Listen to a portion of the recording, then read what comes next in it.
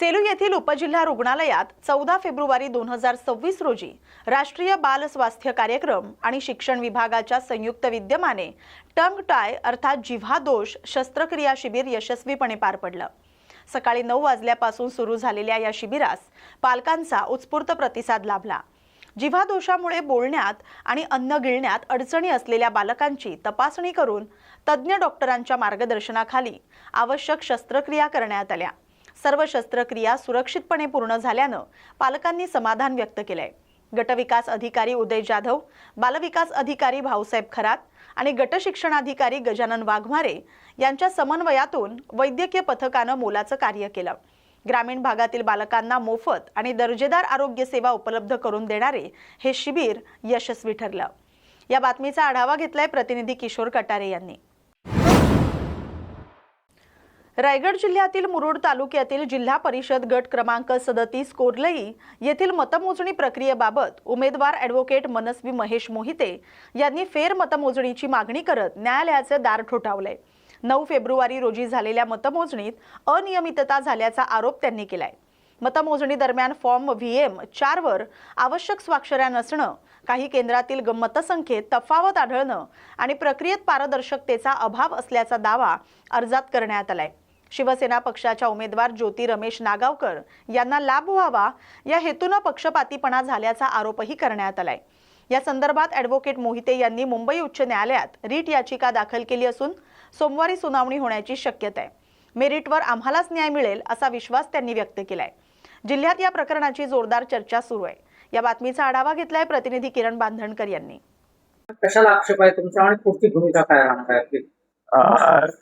निश्चितच निवडणुकीची मतमोजणी प्रक्रिया जी आहे ती प्रक्रिया पार पाडत असताना कमालीचं त्याच्यामध्ये अंधागोंदी कारभार, कमालीची मतमोजणीच्या आकडेवारीमध्ये अफरातफरी झाल्याचा आमचा आक्षेप आहे। VM4 नावाचा एक फॉर्म असतो, तो भरत असताना त्या फॉर्मवरती मतदानाची उमेदवारांची आकडेवारी लिहिल्यानंतर त्या आकडेवारीच्या खाली पर्यवेक्षकाची सही आणि त्याच्या खाली मतमोजणी प्रतिनिधीची सही ही कंपल्सरी आवश्यक आहे। या संपूर्ण प्रक्रियेमध्ये फक्त आकडेवारी लिहिली गेली, पर्यवेक्षकाची सही केली गेली, परंतु ती आकडेवारी कुठेही मतमोजणी प्रतिनिधीकडून व्हेरीफाय करून त्यांच्या स्वाक्षऱ्या त्याच्यावरती घेतलेल्या नाहीत, जो मुळातच निवडणूक आयोगाने दिलेल्या मार्गदर्शक तत्वांचा, नियमांचा भंग आहे। त्याच्यामुळे जर अशा पद्धतीने आकडेवारी भरली असेल तर ती मतमोजणी प्रक्रिया ही संपूर्णपणे इनव्हॅलिड प्रक्रिया आहे। त्याच्यामुळे ती फेर मतमोजणी व्हावी असा आमचा आक्षेप आहे। तसा आम्ही माननीय उच्च न्यायालयामध्ये रिट पिटिशन फाईल केलेलं आहे आणि त्याचबरोबर आयुक्त महाराष्ट्र राज्य निवडणूक आयोग यांच्याकडे सुद्धा अधिकारी जर अशा पद्धतीने त्यांच्या मनमानी पद्धतीने जर फॉर्मची निर्मिती करत असतील तर अशा अधिकाऱ्यांवरती सुद्धा गुन्हा दाखल करावा, त्यांना निलंबित करावं आणि त्यांच्या व्यतिरिक्त नवीन स्टाफ नेमून त्या ठिकाणी फेर मतमोजणी करावी अशी विनंती आम्ही केलेली आहे। मला निश्चितपणाने खात्री आहे की माझ्या या मागणीला हे यश येईल आणि माननीय उच्च न्यायालय सुद्धा आमच्या बाजूने त्या ठिकाणी निर्णय देईल। राज्य उत्पादन शुल्क विभागानं राळेगाव तालुक्यात मध्यरात्री राबवलेल्या धडक कारवाईत गोवा आणि मध्य प्रदेश निर्मित देशी विदेशी मद्याची मोठी खप जप्त केली आहे। अंड्याच्या कागदी कॅरेटच्या बॉक्समध्ये लपवून वाहतूक केली जात असलेले एकूण 683 बॉक्स मद्य हस्तगित करण्यात आलेत। सुमारे 1,05,00,000 रुपयांचा मुद्देमाल जप्त करण्यात आलाय। या प्रकरणात 3 आरोपी फरार असून त्यांचा शोध सुरू आहे। प्राथमिक तपासात वर्धा जिल्ह्यातील अलीपूर येथील प्रशांत चंदनखेडे हा दारू तस्करीचा मुख्य सूत्रधार असल्याचं निष्पन्न झालंय। आरोपी अंधाराचा फायदा घेऊन पसार झाल्यानं पुढील तपास सुरू आहे। वर्धा आणि यवतमाळ जिल्ह्याच्या बॉर्डरवर झाली कमळेश्वर फाटा या ठिकाणी एक कंटेनर पकडण्यात आला आहे आणि एक संशयित वाहन त्याच ठिकाणी पकडलं आहे। परंतु एक वाहन वर्धेतून येत असताना वर्धा जिल्ह्यातून काही मुद्देमाल येत असताना त्याला आम्ही थांबवण्याचा प्रयत्न केला। ते परत रिटर्न वर्धा जिल्ह्यात जात होतं। त्या वर्धा जिल्ह्यात जाताना बॉर्डरवरच, वर्धेच्या बॉर्डरवर त्याला आम्ही पकडलेला आहे आणि हा प्रथमदर्शनी मुद्देमाल हा वर्धा येथील अलीपूर येथील प्रशांत चंदनखेडे यांचा आहे हे दिसून येते। सेलू इथं सार्वजनिक शिवजन्मोत्सव सोहळा 2026 अंतर्गत छत्रपती शिवाजी महाराज तालुकास्तरीय सामान्य ज्ञान स्पर्धा परीक्षा उत्साहात पार पडली। रविवारी नूतन विद्यालयात झालेल्या या स्पर्धेत इयत्ता 5वी ते 12वी पर्यंतच्या तब्बल 2247 विद्यार्थ्यांनी सहभाग नोंदवला। स्पर्धा छत्रपती शिवाजी महाराजांच्या जीवन आणि कार्यावर आधारित होती। प्रारंभी सेवालाल महाराज आणि जिजाबाई यांच्या प्रतिमेस पूजन करून जिजाऊ वंदनेनं कार्यक्रमाची सुरुवात झाली। शैक्षणिक आणि सामाजिक क्षेत्रातील मान्यवरांच्या उपस्थितीत स्पर्धा यशस्वीरित्या पार पडली। विद्यार्थ्यांच्या उत्स्फूर्त प्रतिसादामुळे शिवजन्मोत्सव सोहळ्याला विशेष उत्साह प्राप्त झाला। या बातमीचा आढावा घेतलाय प्रतिनिधी किशोर कटारे यांनी। सार्वजनिक शिवजन्मोत्सव सोहळा 2026 निमित्त यावर्षी आपण 15 तारखेपासून तर 20 तारखेपर्यंत विविध कार्यक्रमाचं आयोजन केलेलं आहे। या जन्मोत्सव समितीच्या माध्यमातून आज 15 तारखेला तालुकास्तरीय शिवसामान्य ज्ञान स्पर्धा या स्पर्धेचं आयोजन केलेलं आहे। छत्रपती शिवाजी महाराजांच्या जीवनचरित्रावर आधारित 100 गुणांची 100 प्रश्नांची प्रश्नपत्रिका 3 गटामध्ये आपण आयोजित केली आहे। 4थी ते 6वी हा एक गट, 7वी 8वीचा एक दुसरा गट आणि 9वी ते 12वीचा तिसरा गट आणि तिन्ही गटातून 3 बक्षिसं आपण ठेवलेली आहेत। 1,500 रुपये, 1,000 रुपये आणि 700 रुपये। याचं बक्षीस वितरण 20 तारखेच्या जाहीर व्याख्यानाच्या कार्यक्रमात या ठिकाणी आपण करणार आहोत। 19 तारखेला सायंकाळी 5 वाजता जिजाऊ वंदना, शिवजन्मोत्सव पाळणा आणि अभिवादन होणार आहे। 20 तारखेला आपण जाहीर व्याख्यानाचं आयोजन केलं आहे। परळी जिल्हा बीड या ठिकाणचे हरिभक्त परायण सुप्रसिद्ध वक्ते श्यामसुंदर महाराज सोन्नर यांचं जाहीर व्याख्यान सायंकाळी 5 वाजता साई नाट्य मंदिर महेशनगर या ठिकाणी ठेवलेलं आहे। तर या कार्यक्रमाच्या निमित्तानं आज सामान्य ज्ञान स्पर्धेसाठी जवळपास 2200 विद्यार्थ्यांनी सहभाग नोंदवलेला आहे। तालुक्यातील सर्व शिक्षक, मुख्याध्यापक यांचं मी या ठिकाणी जाहीर धन्यवाद व्यक्त करतो आणि आमचं परीक्षा केंद्र जे आहे नूतन विद्यालय सेलू आणि नूतन प्राथमिक शाळा सेलू दोन्ही शाळेचे मुख्याध्यापक आदरणीय संतोष पाटील सर, उल्हास पांडे सर, आदरणीय डॉक्टर शरद कुलकर्णी सर, संस्थाचालक या सर्वांचे सुद्धा मी धन्यवाद व्यक्त करतो आणि तालुक्यातून भरभरून प्रतिसाद या परीक्षेला दिला। तसाच प्रतिसाद आपण 19 तारीख आणि 20 तारखेच्या जाहीर व्याख्यानाच्या निमित्तानं सर्व समाज बांधवांनी दोन्ही कार्यक्रमासाठी उपस्थित राहावं असं मी जाहीर आवाहन करतो। धन्यवाद। लाखादूर तालुक्यातील बारवा इथं पौराणिक हनुमान मंदिरात शिवलिंग प्राणप्रतिष्ठापना आणि लोकार्पण सोहळा भक्तिभावात पार पडला। हनुमान मंदिर देवस्थान समिती आणि ग्रामस्थांच्या वतीनं आयोजित कार्यक्रमात साकोली विधानसभा क्षेत्राचे आमदार तसंच माजी विधानसभा अध्यक्ष नाना पटोले यांच्या हस्ते विधिवत पूजन करण्यात आलं। यावेळी बोलताना नाना पटोले यांनी तालुक्याच्या सर्वांगीण विकासासाठी पुढील 2 ते 3 वर्षात नियोजनबद्ध कामं हाती घेणार असल्याचं सांगितलं। चुलबंद नदीवर बंधारे उभारून कायमस्वरूपी पाण्याची समस्या सोडवण्याचा मानसही त्यांनी व्यक्त केलाय। कार्यक्रमाला स्थानिक मान्यवर आणि ग्रामस्थांची मोठ्या संख्येने उपस्थिती लाभली। हा सोहळा उत्साहात संपन्न झाला। या बातमीचा आढावा घेतलाय आमचे प्रतिनिधी प्रकाश नागतोडे यांनी। मलाही खूप मनापासून वाटतं की आपण आपल्या सगळ्या लोकांना भेटलं पाहिजे। आता मी प्रशांत पागोटे आमचा त्यांनी या मंदिराला रंगरंगोटी करायला पैसे दिलेत। मी त्याला विचारलं या वडिलाचं नाव, पण लहान होता त्यावेळेस, ती आता गेले 10 वर्ष आपल्यामध्ये नव्हतो, त्यामुळे जुने लोक आणि नवीन पिढी याच्यामध्ये मोठं अंतर आलं आणि म्हणून मी जास्तीत जास्त काळ आपल्या भागात फिरून आणि आता अजून खूप सारं, आता आम्ही जैतपूर आपल्या इथं तईला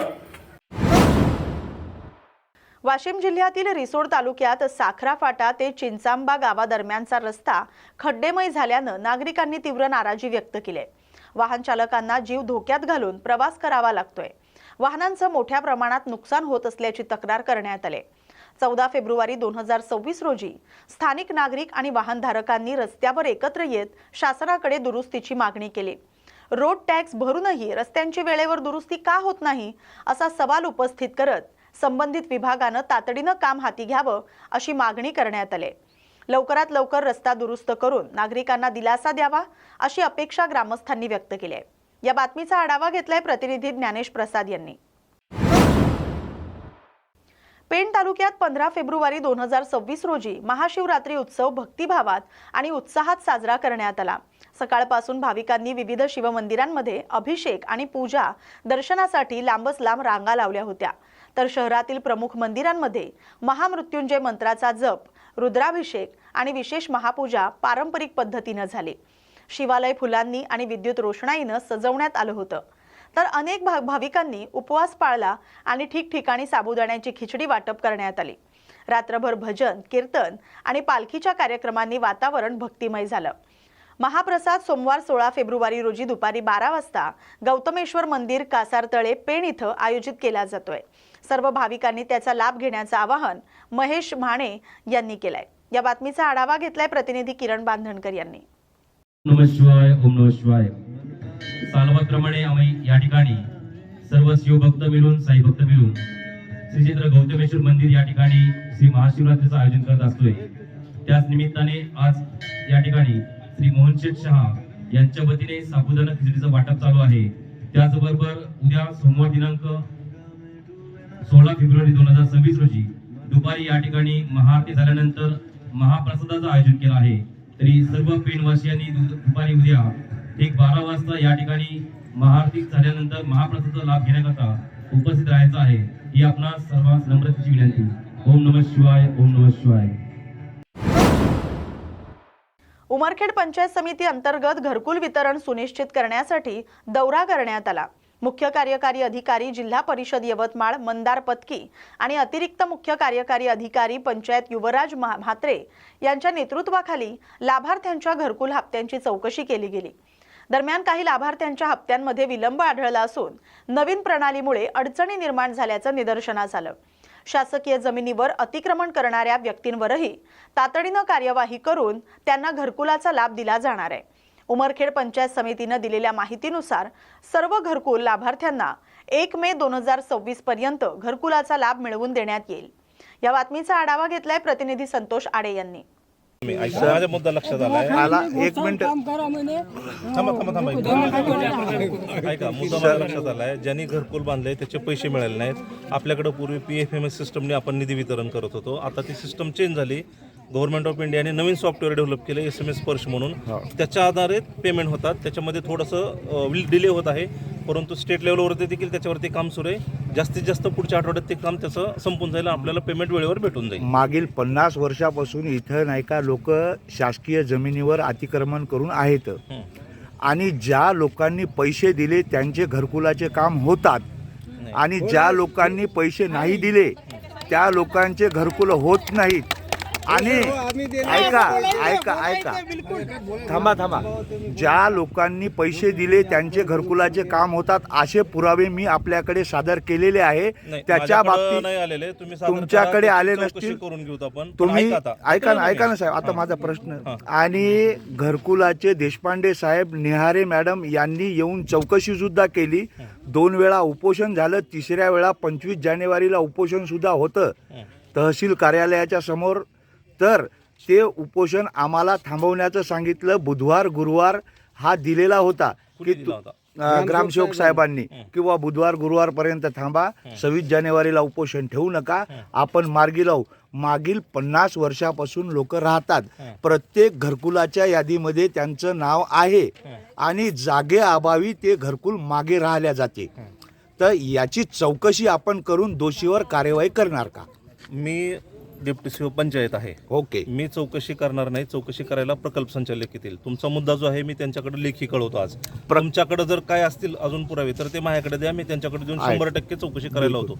चौकशीमध्ये जे दोषी असतील त्याच्यावर कारवाई 100% होणार आहे. त्याच्यात काही दुमत नाही. आता तुम्ही सांगितलं की अतिक्रमित जागेचा मुद्दा, जर शासकीय जागे आज उमरखेड तालुक्यात प्रधानमंत्री आवास योजनेसंदर्भात दौरा झाला. यामध्ये निंगनूर, मेट, ब्राह्मणगाव, साखरा, विडूळ आणि सुकळी जहांगीर या गावांना भेटी दिल्या आणि येथील लाभार्थ्यांना ज्यांनी पहिला इन्स्टॉलमेंट घेऊन अजून घरकुलाचे काम सुरू केले नाही त्यासाठी त्यांना प्रवृत्त केले.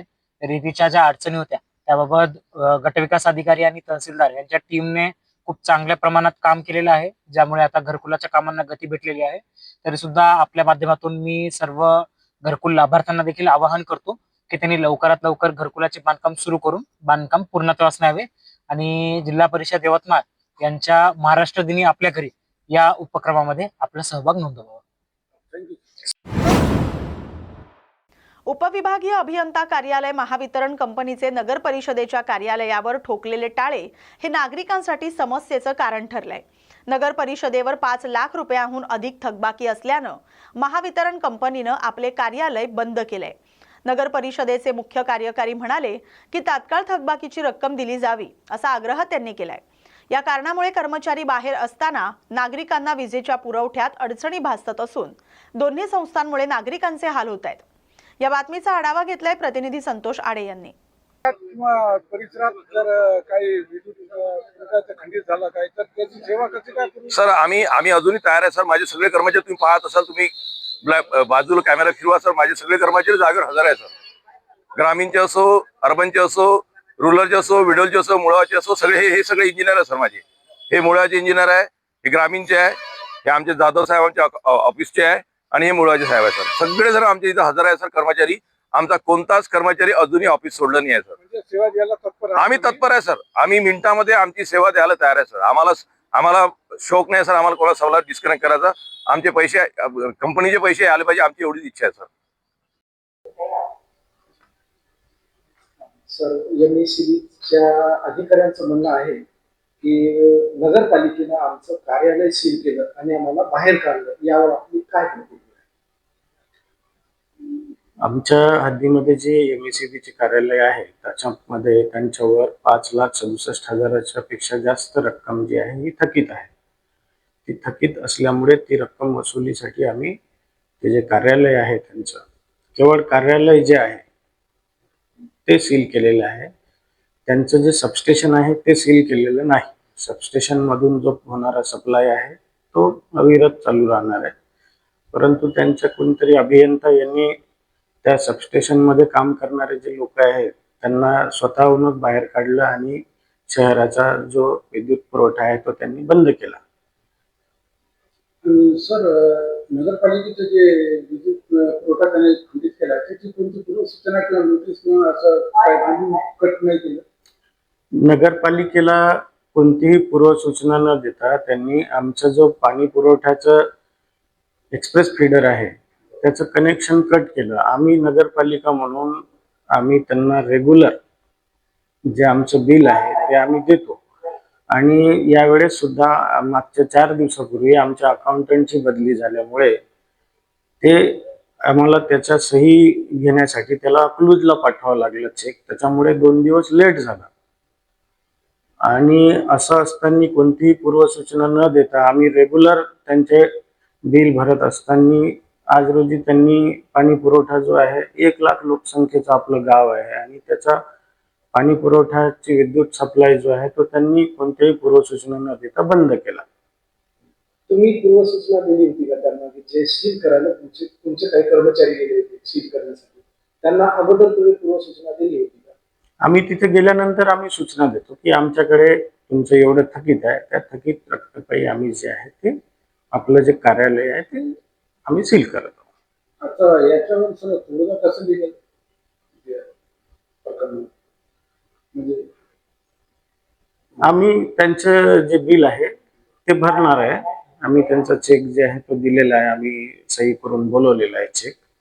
त्यांनी आमचं थकीत भरावं आणि त्यांनी हेतुपुरस्सरपणे जो गावाचा पॉवर सप्लाय बंद केलेला आहे तो त्यांनी सुरू करावा.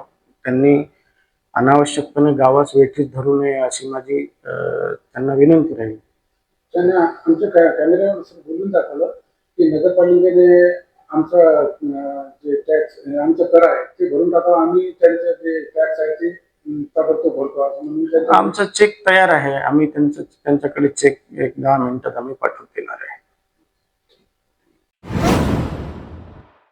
रिसोड इथं प्रजापिता ब्रह्मकुमारी ईश्वरीय विश्वविद्यालयाच्या ब्रह्मकुमारी सेवा केंद्रात 15 फेब्रुवारी 2026 रोजी महाशिवरात्रीच्या शुभपर्वानिमित्त विशेष कार्यक्रम पार पडला. संचालिका ज्योती दिदी यांच्या मार्गदर्शनाखाली योग तपस्या, शिवध्वजारोहण आणि आध्यात्मिक सत्र आयोजित करण्यात आले. कार्यक्रमात उपस्थितांना विकारमुक्त, द्वेषमुक्त आणि क्रोधमुक्त जीवन जगण्याचे संदेश देण्यात आले. मुला-मुलींनी गीतांवर नृत्य सादर केलं, ज्यासाठी त्यांना पुष्पगुच्छ देऊन प्रोत्साहित करण्यात आलं. सहसंचालिका गीता दिदी आणि वंदना दिदी यांच्या सहकार्यानं ज्ञानार्थी भाऊ बहिणींचा सहभाग वाढवला गेला आणि सर्व उपस्थितांना महाशिवरात्री प्रसादाचं वाटप करून कार्यक्रम यशस्वीरित्या संपन्न झाला. या बातमीचा आढावा घेतलाय प्रतिनिधी ज्ञानेश प्रसाद यांनी. सेलू शहरातील पोलीस ठाण्यासमोर अनिकेत शेरे अपहरण प्रकरणातील चौकशीसाठी कुटुंबियांनी धरणे आंदोलन सुरू केलंय. गुरुवार 12 फेब्रुवारीपासून अनिकेत शेरे यांचे वडील बळवंत शेरे आई आणि बहीण सेलू पोलीस ठाण्यासमोर बेमुदत धरणे आंदोलन करत आहेत. आज चौथा दिवस आहे. प्रकरण 9 फेब्रुवारी 2025 रोजी सुरू झालं, जेव्हा अनिकेत शेरे 2 मित्रांसह रेल्वेनं प्रवास करत होता आणि मित्रांनी पूर्णा इथं उतरल्यानंतर अनिकेत बेपत्ता झाला. न्यायालयाच्या आदेशानंतर गुन्हा दाखल झाला, पण अद्याप आरोपींवर आवश्यक कारवाई झाली नाही. अद्याप मुख्य आरोपी शोधता आलेला नाही. कुटुंबियांनी पोलीस प्रशासनाकडे लेखी निवेदन दिले. तातडीनं चौकशी करून मुलाचा शोध लागावा अशी मागणी करत आहेत. या बातमीचा आढावा घेतलाय प्रतिनिधी किशोर कटारे यांनी. माझा भाऊ हरवलेला आहे, तरी त्याच्याबद्दल काही अजून चौकशी न करता ती 2 गुन्हेगार असून त्यांना सुद्धा न ताब्यात घेता आमच्यावर आम्हाला न्याय द्यावा म्हणून आम्ही कायदेशीर पद्धतीने आंदोलनात बसलेलो आहोत. पत्र द्यायला आलो होतो, पण त्यांनी आमचं पत्र घेतलं नाही आणि आम्ही DYSP साहेबाकडे जाऊन आलो. त्यांच्याशी संवाद साधून त्यांच्याकडून पत्र घेऊन आलो. आम्ही त्यांची परमिशन काढून आलेलो इथं. आणि इथं आम्ही ज्यावेळेस बसायला आलो त्यावेळेस आम्हाला टेंट टाकायचा होता, तर त्यांनी आम्हाला परमिशन दिली नाही आणि म्हणले की तुम्ही तिथं बसू नका, नाही तर मग तुम्हालाच आम्ही अटक करू. दौंडकरवाडी परिसरातील मेंढपाळ दौलत करगळ यांच्या घराण्यावर अचानक झालेल्या विषबाधेमुळे गायी, मेंढ्या आणि म्हशींना मोठा धोका निर्माण झालाय, ज्यामुळे कुटुंबाला आर्थिक संकटाचं सावट आलंय. जनावरांवरच उदरनिर्वाह असलेल्या या कुटुंबाचे अंदाजे लाखो रुपयांचं नुकसान झालंय. घटनेची माहिती मिळताच सभापती विजय शिंदे हे घटनास्थळी पोहोचले. त्यांनी प्रत्यक्ष पाहणी करून कुटुंबियांना धीर दिला, तातडीची मदत उपलब्ध करून दिली आणि नुकसान भरपाईसाठी आवश्यक मार्गदर्शन केलं. विजयदादांनी सांगितलं की शासनस्तरीय मदत मिळवून देण्यासाठी प्रयत्न केले जातील आणि पशुवैद्यकीय विभागाशी समन्वय साधून उर्वरित जनावरांवर उपचार करण्यात येतील. या बातमीचा आढावा घेतलाय प्रतिनिधी दत्तू भगत यांनी. आज आपण दौंडकवाडीच्या परिसरामध्ये आमच्या धनगर समाजाचा पाल ज्या दौलतराव करगळ आणि बाळू करगळ या कुटुंबाचा या ठिकाणी पाल आहे. आणि 2 दिवसापूर्वी आकस्मिकपणाने घटना घडली की अचानकपणानं त्यांची 7-8 बकरं त्या ठिकाणी विषबाधेतनं त्या ठिकाणी मृत्यू पावली. एक गाभण असलेली म्हैस आणि एक गाई. खऱ्या अर्थानं 2-3 लाख रुपयाचं नुकसान त्या हातावरती पोट असलेल्या पोटासाठी बनवून फिरणाऱ्या या परिवारात त्या ठिकाणी प्रसंग त्या ठिकाणी ओढवला आहे. आणि या प्रसंगामध्ये त्या कुटुंबाला आधार देण्यासाठी दौलत भाऊ असतील, आमच्या ताई असतील, बाळू असतील, हा माझ्या शेजारी लहान मुलगा आहे, परंतु गेले 2 दिवस झाले हा जेवला नाही. का जेवला नाही तर त्या गायीवरती प्रचंड प्रेम करणारा, त्या मोठ्या प्राण्यावरती प्रेम करणारा. 2 दिवसापूर्वी निवडणुका झाल्या. जिल्हा परिषदेचा सदस्य म्हणून या मतदारसंघामध्ये मी काम करतोय आणि मायबाप जनतेनं मला मोठ्या मताधिक्याने निवडून दिलं आहे. माझी भावना आहे की जो माझा मतदार असेल त्यालाही मदत करायची, जे माझे मतदार नाहीत त्यांनाही मदत करायची. हा धनगर समाज आहे, हा पाल ठोकून वेगवेगळ्या भागामध्ये काम करतोय. हा मतदार आहे की नाही हे मला माहिती नाही, परंतु मतदार असू किंवा नसू माझी भावना आहे. समर्थ फाउंडेशनच्या वतीनं त्यांना मी आज आर्थिक मदत करायला आलो आहे आणि भविष्यामध्ये देखील माझ्या फाउंडेशनच्या वतीनं त्यांना मदत करणार आहे. आणि दौलत भाऊ, बाळू भाऊ, तुम्ही काही चिंता करू नका. भविष्यामध्ये जी काय मदत लागेल ते करण्याचं काम त्या परिवाराला आम्ही निश्चितपणानं करणार आहे. हिमायतनगर इथं महाशिवरात्री निमित्त श्री परमेश्वर दर्शनासाठी भाविकांनी अलोट गर्दी केली होती. महिला पुरुषांसह अबालवृद्धांनी दर्शन घेतलं. दिवसभर मंदिरात भाविकांच्या रांगा लागल्या होत्या. दर्शनासाठी रांगेत असलेल्या भक्तांसाठी फराळाची व्यवस्था करण्यात आली होती. हदगाव विधानसभा मतदारसंघाचे माजी आमदार माधवराव पाटील जवळगावकर यांनी महादेवाचं दर्शन घेतलं आणि महाशिवरात्रीच्या सर्वांना शुभेच्छा दिल्या. येणाऱ्या काळात मंदिराच्या सुशोभीकरणासाठी प्रयत्न करणार असल्याचं जवळगावकर म्हणाले. श्री परमेश्वर दर्शनासाठी आंध्र प्रदेशसह विदर्भ मराठवाड्यातील हजारो भाविकांनी दर्शनासाठी गर्दी केली होती. या बातमीचा आढावा घेतलाय प्रतिनिधी सोपान बोंपिलवार यांनी. आणि आज परमेश्वर भगवंताचं दर्शन घेण्यासाठी आज महाशिवरात्रीच्या या शुभ पावन दिवशी मी या ठिकाणी आलो. हे महाशिवरात्र म्हणून परमेश्वर मंदिर, महाशिवरात्रीला सुद्धा दरवर्षी येतात. नाही, परमेश्वर मंदिर हिमायतनगर हे म्हणजे माझं गाव. त्याच्यामुळं आजच्या दिवशी ते महाशिवरात्रीचा एक दिवस म्हणून त्या ठिकाणी आपण या ठिकाणी आलो. पण हमेशा मी परमेश्वराच्या या चरणी नतमस्तक होण्यासाठी आणि माझ्या गावचं देवस्थान आहे.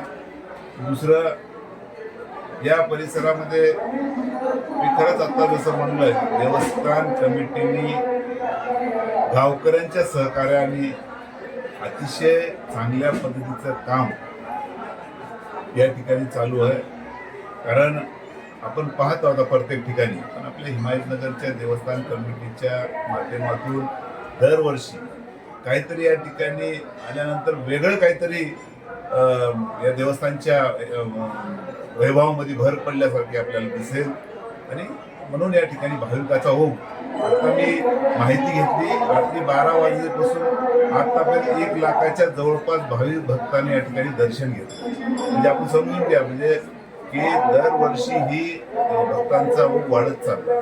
निश्चित येणाऱ्या काळामध्ये निश्चित या देवस्थानच्या जो भाविकांचा ओघ आहे असाच वाढत राहील. कारण अनेक कमिटीने किंवा गावकऱ्यांनी जो लक्ष या देवस्थानकडे आहे, ते आपण 10 वर्ष मागे गेलो तर त्यावेळेस काय होतं आणि पुन्हा कसं त्या ठिकाणी झपाट्यानं डेव्हलप होत गेलं. अजूनही बरीचशी संकल्पना माझ्यामध्ये कमिटीच्या मंडळीची आहे. निश्चित भविष्य काळामध्ये ते त्यांच्या पूर्ण संकल्पना आहेत ते पूर्ण हो. त्या ठिकाणी आम्ही सुद्धा तेवढ्याच हिरीने तेवढ्याच ताकदीनं सोबत आहोत हे मी आपल्या निमित्ताने सांगतो. परत एकदा देवस्थानासाठी जे काही लागेल त्यावेळेस मी गंभीरपणे त्या ठिकाणी सोबत आहे एवढंच त्या निमित्ताने सांगतो. परत एकदा शुभेच्छा.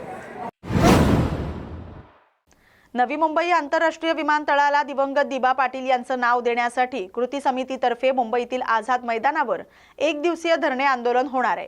समितीचे अध्यक्ष दशरथ पाटील यांनी सांगितलं की सरकारकडून 3 महिन्याच्या आत नामकरणाचं आश्वासन मिळालं होतं, परंतु अद्याप कोणतीही ठोस पावलं उचलण्यात आली नाहीत.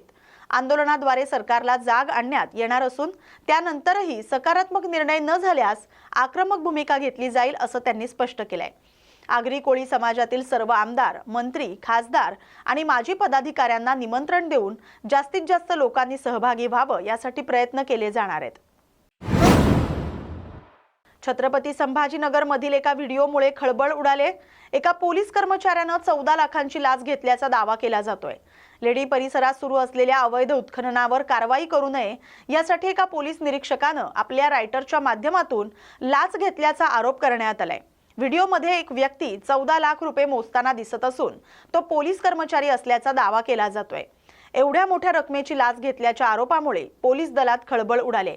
व्हिडिओमध्ये दिसणाऱ्या पोलीस कर्मचाऱ्याला निलंबित करण्यात आले. सर, व्हिडिओ व्हायरल झालाय, काय नक्की प्रकरण आहे, काय कारवाई अपेक्षित आहे?